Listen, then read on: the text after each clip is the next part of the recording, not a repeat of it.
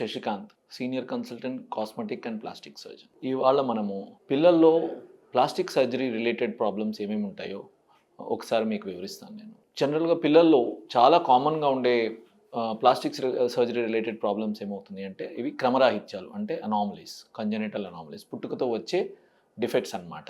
So అవి ఏమిటి, జనరల్గా మోస్ట్ కామన్లీ ఏముంటాయి, మొర్రి, గ్రహణం మొర్రి. అది గ్రహణం మొర్రి అంటే మనము క్లెఫ్ట్ లిప్స్ అంటారు, ఆర్ క్లెఫ్ట్ ప్యాలెట్, అంటే అంగళి భాగంలో మొర్రి ఉంటాం అనమాట. మొర్రి అంటే క్లెఫ్ట్ అనమాట. ఏదైతే గ్యాప్ ఉంటుందో అది లిప్ నుంచి లిప్, అప్పర్ జా ఉండొచ్చు, అలాగే లోపల అంగళి భాగం కూడా ఉండొచ్చు. ఇది క్లెఫ్ట్స్ అంటారు. ఇది ఓన్లీ సెంట్రల్ క్లెఫ్ట్స్ అంటారు. ఇంకా ఫేషియల్ క్లెఫ్ట్స్ అనేవి ఉంటాయి. ఫేషియల్ క్లెఫ్ట్స్ అంటే మొత్తం ఫేస్ మొత్తం మీద కూడా ఈ డిఫెక్ట్స్ ఉండొచ్చు, ఈ ఏదైతే లోపాలు ఉండొచ్చు. లైక్ ఫేషియల్ క్లెఫ్ట్స్ 1 to 16 ఉంటాయి అన్నమాట. ఒక్కొక్క ఏరియా ఫేస్ నుంచి సెంటర్ నుంచి ఇట్లా ఒక్కొక్క సెగ్మెంట్ ఏరియాలో ఇట్లా క్లెఫ్ట్స్ ఉండొచ్చు అనమాట. సో దాన్ని ఫేషియల్ క్లెఫ్ట్స్ అంటారు. అలా ఇవి క్లెఫ్ట్స్ అనమాట. అలాగే ఇంకొన్నిసార్లు ఏమవుతుందంటే వేళ్ళు, కాళ్ళ వేళ్ళు కానీ చేతుల వేళ్ళు కానీ కలిసి ఉండిపోయి పుట్టడం అనమాట.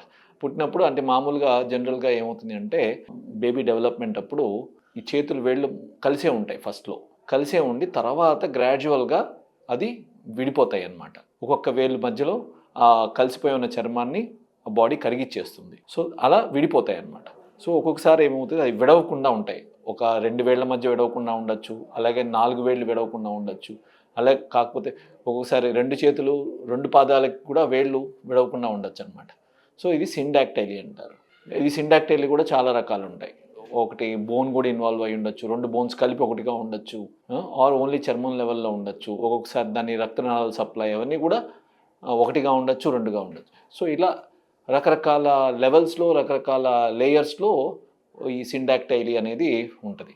అలాగే ఒక్కొక్కసారి గ్రోత్ రిలేటెడ్ ప్రాబ్లమ్స్ కూడా ఉండొచ్చు. సిండాక్టైలీలో ఒకటి చిన్నగా 2 అతుక్కొని ఉండొచ్చు, బట్ ఒకటి చిన్నగా ఉండొచ్చు, ఒకటి పెద్దగా ఉండొచ్చు అనమాట. సో అది బ్రాకిడాక్టైలీ అంటారు. సో ఇట్లా మల్టిపుల్ వేళ్ళు అతుక్కొని ఉండడము, వాటికి రిలేటెడ్ మల్టిపుల్ అబ్నార్మాలిటీస్ కూడా ఉండొచ్చు.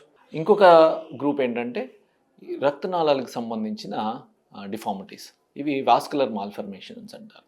వాస్కులర్ మాల్ఫర్మేషన్స్ ఇవేమవుతుందంటే 2 రకాలు ఉంటాయి. ఒకటి ఆర్టరీస్ అండ్ వీన్స్ ఇన్వాల్వ్మెంట్, రెండు రకాలు ఉంటాయి. జనరల్గా మనం గుండె నుంచి రక్తం పోయేదాన్ని, బయటికి పోయేదాన్ని ఆర్టరీస్ దాని ద్వారా వెళ్తాయి. అలాగే బయట నుంచి గుండెకి వచ్చే రక్తం వీన్స్ ద్వారా వస్తుంది అనమాట. సో ఇట్లా ఈ ఆర్టరీస్తో కమ్యూనికేషన్ ఉన్నవి హై ఫ్లో వాస్కులర్ మాల్ఫర్మేషన్ అంటారు.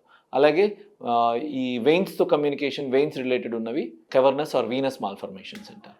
వీటన్నిటి కాకుండా ఇంకొకటి చిన్నది, ఇంకొక టైప్ ఆఫ్ వాస్కులర్ మాల్ఫర్మేషన్ ఉండొచ్చు. అదేంటంటే కెవర్నస్ వాస్క్యుమ్, అంటే క్యాపిలరీ వాస్కులర్ మాల్ఫర్మేషన్. క్యాపిలరీ అంటే చిన్న చిన్న మైక్రో రక్తనాళాలు ఉంటాయన్నమాట. సో ఇవన్నీ ఏమవుతుంది అంటే కొన్ని చాలా వరకు కొన్ని టైప్ ఆఫ్ ఈ క్యాపిలరీ మాల్ఫర్మేషన్స్ ఏమవుతాయి అంటే విదిన్ 1 year 1 to 2 years లోపల అవి కరిగిపోయి నార్మల్ అయిపోతుంది. కొన్ని అవ్వవు. సో అవని వాటిలో మనం ట్రీట్మెంట్ ఇవ్వాల్సి వస్తుంది. అందుకని వాస్కులర్ మాల్ఫర్మేషన్స్ ఎప్పుడు జనరల్గా ఒక 1 to 2 years వెయిట్ చేస్తాం. అది స్కిన్ లెవెల్ క్యాపిలరీ అంటే చిన్న రక్తనాళాల ఇన్వాల్వ్మెంట్ ఉంటాయి. సో ఇది మన వాస్కులర్ మాల్ఫర్మేషన్స్. ఇలా మనకి పుట్టుకతో వచ్చే డిఫార్మిటీస్ పిల్లల్లో ఏదైతే ఉంటాయో ఇది 3 కేటగిరీల కింద ప్లాస్టిక్ సర్జరీ పరంగా మనం ట్రీట్మెంట్ చేసే పుట్టుకతో వచ్చే డిఫార్మిటీస్ ఏదైతే ఉంటాయి వాటి క్లాసిఫికేషన్ అనమాట.